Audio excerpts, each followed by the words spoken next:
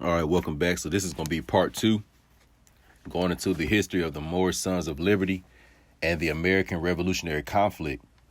And when we left off, we basically were talking about the different Moorish family of nations from Europa that had an interest in the Americas, and they were fighting to protect their interests in the Americas in what we call the American Revolutionary War. And they were trying to break away from the British Isles and the new rulership that was on the British Isles, which was from the German Hessian king, Moorish king, which was by the name of King George. All right. And when King George came and set up shop in what we call the British Isles, what he did was in 1751, after a big war that he had with the House of Stuart, he then took the throne, and he changed the charters. Because, of course, we know about the 13 colonies. 12 of them were started by the House of Stuart. One of them was started by the Georgian line. And, of course, by the name George and Georgian, out of the 13 colonies, you probably can guess which one King George established. And it was the colony that we know of as, quote unquote, Georgia. All right.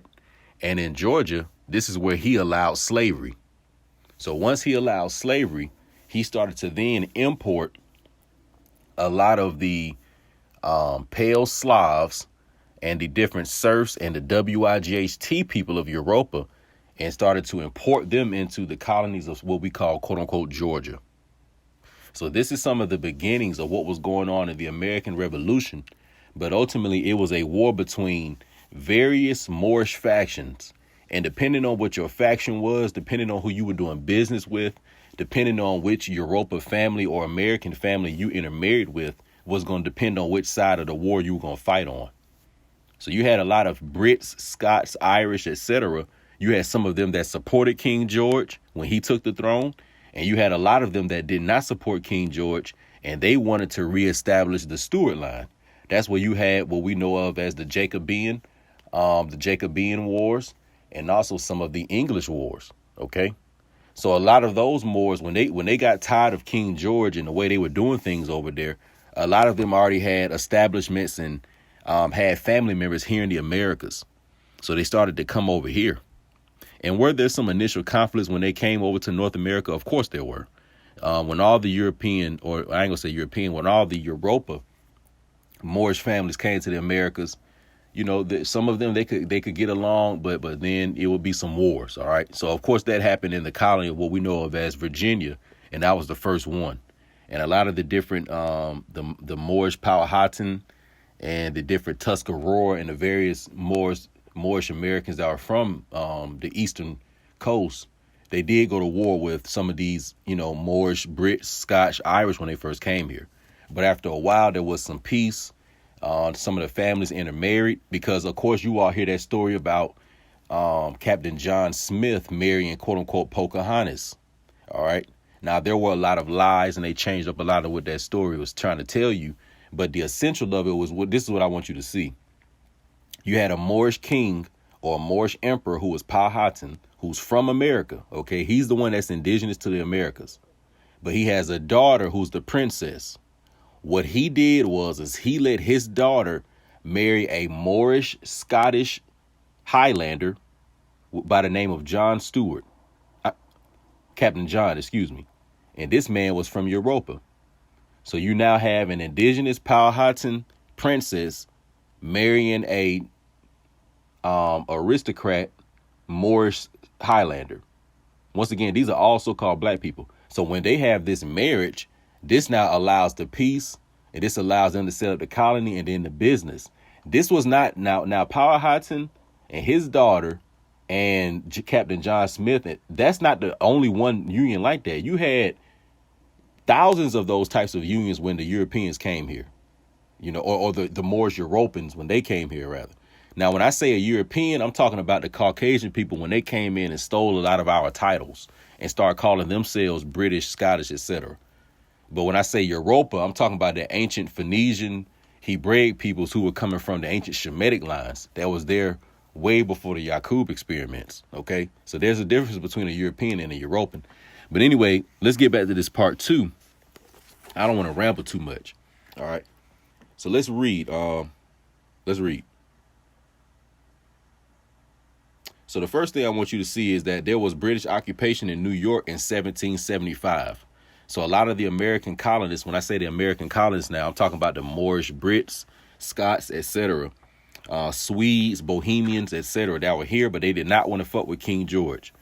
So they said, look, we're not fucking with George. So what we're going to do is we're going to intermarry with the indigenous confederacies that are already in the Americas, you know, the Seminole, the Choctaw, all these various tribes. We're going to intermarry with them. And also we're going to work with the Muslim Islamic Caliphate of the Mediterranean and Northwest Barbary. We're going to work with them as well. So you got to remember that at this time, the Islamic Moroccan Empire also had a lot of good relationships with the United Kingdom. And it wasn't just King George that had relations with them, too. It was a lot of good nobles and businessmen and barons that had relationships with them. So these Brits and Scots and Irishmen and Welshmen, Frenchmen that didn't want to fuck with King George, a lot of them started dealing with the Islamic Moors, okay, in the Americas. So this is all what was going on during the American Revolutionary War, okay? This is some of the background to it, okay? So depending on what your interest was going to depend on what side you fought on, you know, where your loyalty lied. You know, me personally, if I was around back then, from the way the picture looks, I more than likely would have been fighting on the side of the indigenous American colonists. So that means that the Algonquin Moors, I would have been fighting with them to preserve and conserve and protect the land that we already had. And then some of the Moorish colonists that came that were from Europa, you know, they probably was cool, and maybe we was doing business with them. You know, maybe we would have been helping them too, you know. But it sounds like King George and his whole slave system, it sounded like he was a little out of control. So I know that I more than likely wouldn't have supported nothing like that. So that's how you would have rocked back then, you know. But let's see where we're gonna go. All right, so let's read this real quick. So it says that the Black Scots began arriving during the reigns of the Black Jacobite Scottish kings, King James I of Scotland and England, King Charles I of England, King Charles II of England, and finally King James II of England. Make no mistake about it, these are the swarthy black Germans that Benjamin Franklin talked about. So all these Black Jacobite or Moorish Israelite kings, King James I of Scotland, King Charles I of England, King Charles II of England, King James II of England, who was responsible for starting New York. These were all the men responsible for 12 of the 13 colonies. And then, of course, you had King George, who was from Hesse, over from Germany. He started Georgia, all right? So it says that, so as you can see right here, this is a picture of the Sons of Liberty destroying the statue of King George III. So when they talk about the Sons of Liberty, they talking about the Moorish Sons of Liberty, the ones who are the descendants of the people who started the 13 colonies, and the ones who are the descendants of the people who gave the land leases and sold the land that the 13 colonies were put on. So the original Sons of Liberty were so-called black men. And as you can see, they on the cover. You can look at them. This is a color picture. You can see so-called black. These are the Moorish Sons of Liberty. And you did have a very, very small minority of Caucasian men who had been knighted and made freed and accepted Masons. But they were doing a lot of the grunt work. They weren't involved in a lot of this high-level stuff. They would have a representation, you know, and that was actually Benjamin Franklin. That's why we would allow him in France and you know, and he would politic with us and stuff like that, because he was working on behalf of actually all Caucasian Germanic peoples, believe it or not. But we weren't really dealing with a lot of them like that. But from what I see, Benjamin Franklin, it does seem like he was in our circles. So I don't know what they liked about him, but the Moors were dealing with him. So let's read this. So it says, as you can see, all of these German Hessian soldiers are black. The Hessian soldiers were from Germany, and they were actually called in from King George III when he was in the British Isles. So you got to remember now, he's from Germany. So when he's going to go to war, of course, he's going to call people from his country where he's from, because he don't know if all the people in the British Isles are going to support him. He has a small group of people from the British Isles that's going to support him, but he's going to call people from his country and his wife's country that he know for sure is going to support him. and they were from Germany. A lot of those blue-eyed men with dark skin and black hair, those Moors, they were from Germany. So like Adolf Hitler, for example. Adolf Hitler, let me show you a picture of how Adolf Hitler would have looked. This is how a picture of how Adolf Hitler would have looked. And some of the Moorish Hessian Germans, Moorish Bohemians, this is how they would have looked. Even all the way up until what we call World War II. Okay? So don't get confused by those, Caucasian pictures of Hitler and those Caucasian pictures of the Japanese during World War II. That's not how those men really looked. Like the real ones who was controlling it, that the pale nations of Europe were really trying to fight against. They were the dark-skinned Moorish men of Europa who still were from these noble lines that still were fighting to keep their power. And that was all the way up into the mid-1900s. So it really wasn't until, I would say, maybe the 1950s and 60s and 70s, when they kind of got when they got a little power, post World War II. 'Cause that's when I really see a lot of the Moorish noble families really being fractured in Europa, and a lot of them went underground and put a lot of Caucasian puppets in the public to work on their behalf. But this is how Hitler would have looked. And those different people, they were dark skinned black people with blue eyes, and they had black hair. All right. So that's just a picture of how, the Moorish Germans looked. And that's also a picture of how King George and his people looked. As you can see right here real quick, this is a picture of General George Washington, who was a descendant of the Moorish, Iberian, French Huguenots. And George Washington was a man that had swarthy or ruddy skin, and he had blue eyes. So General George Washington was not a Caucasian man, okay? He was a so-called black man of various complexion, all right? So that's how we was looking at Europa. You had so-called black people of various skin tones. So let's read. So it says, as you can see, all of these German Hessian soldiers are black.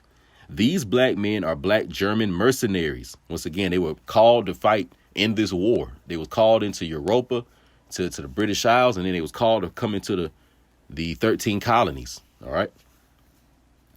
These black colonists include Germans, Swedes, Dutch, Norwegians, Bohemians, Prussians, French, Brits, Scots, and Irish. So that's who actually was living on the 13 colonies after the House of Stuart established the 13 colonies. And then when King George established the 13th one, that's who was living on it. So if you wanted to know, if you would have went on the 13 colonies, what people would you have seen? You would have been seeing so-called black Germans, so-called black Swedes, so-called black Dutch, so-called black Norwegians, so-called black Bohemians, so-called black Germans, so-called black French, so-called black Brits, so-called black Irish, and so-called black Scots. And all these so-called black Europans, they intermarried with the indigenous tribes that were from the Americas. Just like I gave you the Pocahontas example or the Mataoka example with Powhatan and the Moorish Highlander Chief John Smith. You think John Smith was some so-called white man like they showed you in Pocahontas? That was a trick, just to deceive us. But he was actually a so-called black man. All right. So, yeah, he was from Europa. But Chief Powhatan wouldn't have let his daughter marry some pale man. No. All right. So this is how we got that intermixture of the Europa blood into the American bloodline. A lot of the indigenous American women married a Europa man. That's really how it went. A lot of the Moorish indigenous Confederate women would marry a lot of the Moorish aristocratic men that were coming from Europa. And we are the descendants of those groups of people. It just is what it is. So let's keep reading.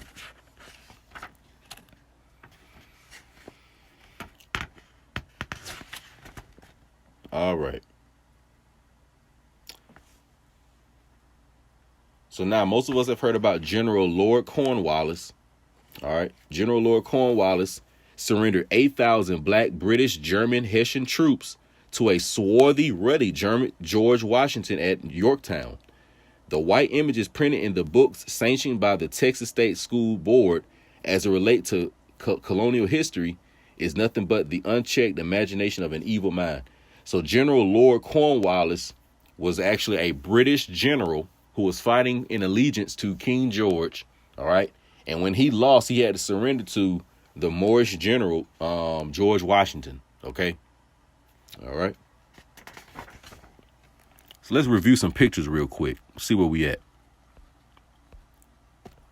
So right here is an image of King Louis XIV, the Iberian. They said this man's skin was as black as ink. So that means he was even darker than I am. King Louis XIV. This is his daughter, Princess Louise Marie Theresa of France / Basque Iberia, daughter of King Louis XIV and Maria Theresa. As you can see, this is a so-called black woman. We just saw a picture of her father. These are the Moorish so-called black French soldiers with Charlemagne. As you can see, all Moorish knights, the original real Knights Templars. This is the Moorish King William of Hesse Castle. All right. He was a dark-skinned man that had black hair and blue eyes. That was a phenotype of the, indigenous people, the Moors of Europa. This is General George Washington, the man on our $1 bill, even though they got him as a pale Caucasian man. This is an original image of him found in the Library of Congress. And as you can see on this image, he is a ruddy or a so-called black man, a Moorish man. OK, swarthy man. All right. And that's how he was described. They say he was swarthy or ruddy. He had blue eyes. All right. Because he descended from French Huguenot people. All right. And some of the French Huguenots had that blue-eyed archetype as well. This is the Sons of Liberty destroying a statue of King George III. The Sons of Liberty are the American colonists, some of the people that we descend from on the Europa side, at least. And this is the same image in color. All right. So now let's read about some of the different battles during this fight of what we call the American Revolution. So you had the Charleston, Massachusetts fight in 1775, attack on Bunker Hill, the burning of Charleston. The British attacked Charleston in 1775, but couldn't overcome the city. In the year 1780, British General Cornwallis, along with the Moorish German Hessian troops, invade and occupy Charleston, Massachusetts until the year 1782. Black occupation of Charleston 2.5 years. So in the year 1775, the Moorish Britons that were still in league with King George, they came and they went to war with the Americans in what we call Charleston. All right. Charleston, Massachusetts. And it says that they stayed there for 2.5 years trying to occupy it. All right. And they were fighting under the leadership of Cornwallis. Once again, these are black European German Hessian soldiers fighting against black American colonists. All right.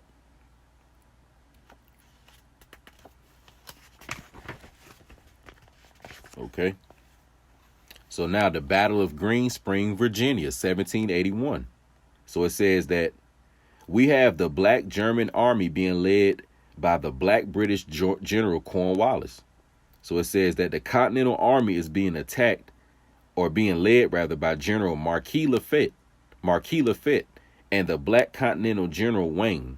The black Continental soldiers are black Irish, Welsh, French, Dutch, and French. So now this is the part that's very, very important. So remember I say in the American Revolutionary War, you had two different sides. You had the British German Hessian side that was ruling in the British Isles under King George, and you had those that were still loyal to him, and then you had what's called the American colonists. But these American colonists actually were Moorish French, Moorish British, Moorish Scottish, Moorish Swede, etc. Okay, so let's reread this last part right here. So it says that the Continental soldiers are the Scot Irish, Welsh, French, and Dutch. So when we say the Continental Army, the Continental Congress, the Continental America, the Continental United States of America, that is actually our original establishment. Let me repeat that one more time. So when we say the Continental Congress, the Continental Army, the Continental United States of America, This is the original establishment that our people started. So remember in the prior tape, I said that our ancestry more than likely is 60 to 70% indigenous American, and then probably 30 to 40% Europa. And that 30 to 40% came over and started the colonies. And they started that original government, and they were working with the indigenous American, that's 60 to 70% of our bloodline. So that means that the Continental American United States, that government, that, you know, what they were fighting for in that war, we should have stake in that. You know what I'm saying? You should feel prideful about that. That's actually what they're trying to steal from you now. So when they talk about the organic national constitution of the Republic of the United States of America, the original republic, okay, the original general family of nations, all right. Once again, the family of nations were these European bloodlines that were so-called Christian and Islamic and Hebraic, and the American bloodlines. This is what the original family of nations is. Now, today they have changed it and they call it the United Nations. And that actually has nothing to do with what we started. But the original family of nations was started by the original Moorish families. You see what I'm saying? Because in the ancient world, and I once heard, and salute to that brother I see the Duke of Tears, I once heard him say something that's very, very critical. We have to remember that during these times, these weren't really countries like that. These really were families that were ruling certain areas, and they was calling them kingdoms, duchesses, and these various names, but they weren't really set up like the way we perceive countries and states today and cities today. They were really ruled by various families, you see, and these families will rule different areas. So you're going to learn in a lot of the wars in Europa, a lot of it actually was various Europa families going against the Holy Roman Empire from Germany, because that Holy Roman Empire from Germany that was in league with the church, they really were that originally was like the nucleus of a lot of the shit going on in Europa. So you had what was going on down there in the peninsula, in the southern peninsula, down there with the Islamic Moors, down there what we call, you know, quote unquote, Spain and Portugal. Then you had up there in what we call Gaul, which is where we have France, Germany, and what we call so-called so-called Russia. And then we had over on the British Isles, what we call, you know, Scotland, Ireland, and Britannica or Brittany. And these major areas of Europa were all ruled by ultimately the same Iberian Moorish family. And this is the same family that came to the Americas and started the colonies, that we actually are the same people, because we're all ancient Etruscan, Etrurian people, ultimately. You know, I've already talked about that before. But let's get back to it. But the point is that the soldiers that were fighting in the Continental Army were Scottish, Irish, Welsh, French, Dutch, and a lot of tribal Americans. Okay? That's who was fighting in the Continental Army. And we are the descendants of those men. All right? So that's why we call ourselves Americans. You see? American before this war, American during this war, and American after that war. All right? So right here you have a picture in front of you, and it's showing you that divide, the black soldiers at Brandywine. You had General George Washington, General Wayne, and General Sullivan on one side. On the other side, you had William Howe, who was a British commander, General Cornwallis, and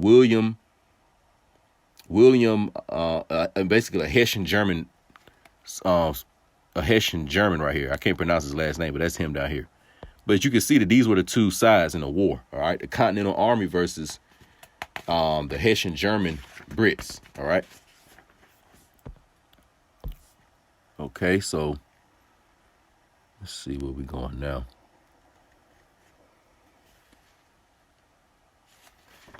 All right. So right here we have in front a picture of President Henry Lawrence, a French Huguenot president. OK, he was a president of the Continental Army, or the Continental Congress, rather, Continental America. All right, let's read. So as I said, this is President Henry Lawrence, French Huguenot. So you know how they say, well, who were some of the presidents during the time of the 13 colonies? Who were some of these original black presidents? They always tell you that, well, it was more presidents before George Washington. Well, who were some of those presidents before George Washington? Who did George Washington have to answer to? Even though he was a so-called black man, who were the other more established black men that were already ruling politics that he had to answer to? And this was one of them right here. All right. So it says that this black Frenchman was the president of the Continental Congress, and he was one of the signees of the Articles of Confederation. This black former president of the Continental Congress was also sent to London to negotiate a peace treaty between the 13 colonies and the United Kingdom. Henry Lawrence was sent along with Benjamin Franklin, John Jay, who was a French Huguenot, and John Adams, who was a French Huguenot. Henry Lawrence, a black French Huguenot, was formerly president of Congress and was appointed ambassador to Holland. He was a citizen of South Carolina, a man of great wealth and position. He had a swarthy complexion, medium size, and slender form. I was set off with Mr. Lauren, who was in my vicinity. In today's language, he is saying, quote, Mr. Lauren was in my neighborhood and we started walking together. Mr. Lawrence was swarthy/black, and he was a French Huguenot. This validates the writings of Benjamin Franklin when he said, quote, the French are swarthy. So this man right here is president of the Continental Congress during the American Revolutionary War. His name was Henry Lawrence, and he was a Moorish Frenchman, okay?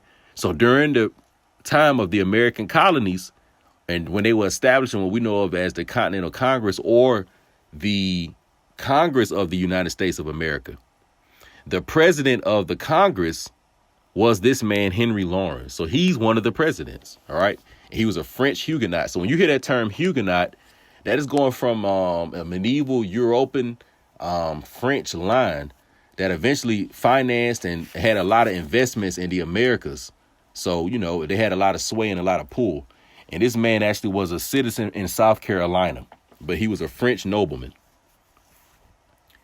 All right. So, and it also said, now let's read this one part. It said that this former president of the Continental Congress was sent to London to negotiate a peace treaty between the 13 colonies and the United Kingdom. So to end the American Revolutionary War, they sent American diplomats over to Europa to have negotiation conversations with King George and his parliament. And the ones they sent over to Europa or to the British Isles to represent America is they sent Henry Lawrence, who was the black French Huguenot. They sent a man named John Jay, who was a French Huguenot. They sent John Adams, who was a French Huguenot. Once again, these are three black men. And then the last man they sent was Benjamin Franklin, who was the pale Caucasian freed and accepted Mason, who would speak on behalf of the pale people. So they sent 4 people total to the United Kingdom.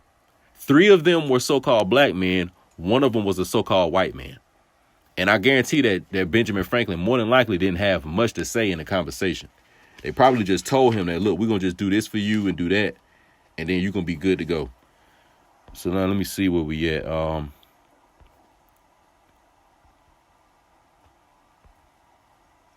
Okay. So let's read. So it says that.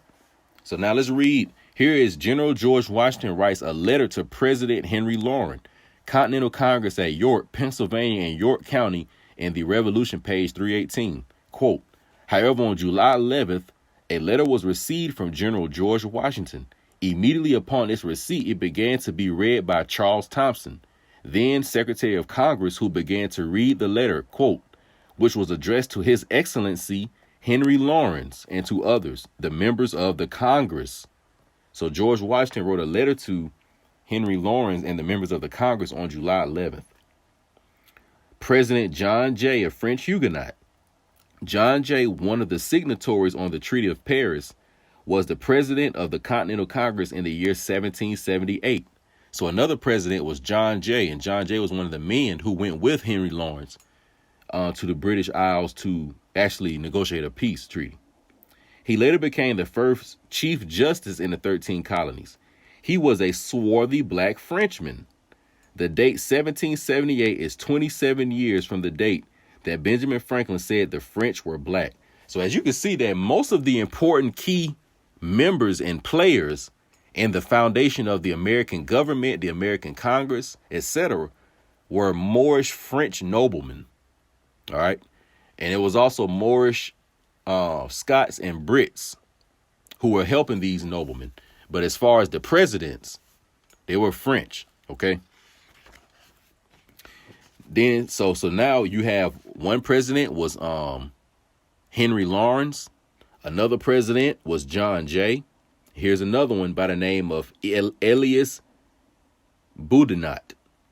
So it says Elias Boudinot, a swarthy/black Frenchman, became president of the Continental Congress in the year 1782.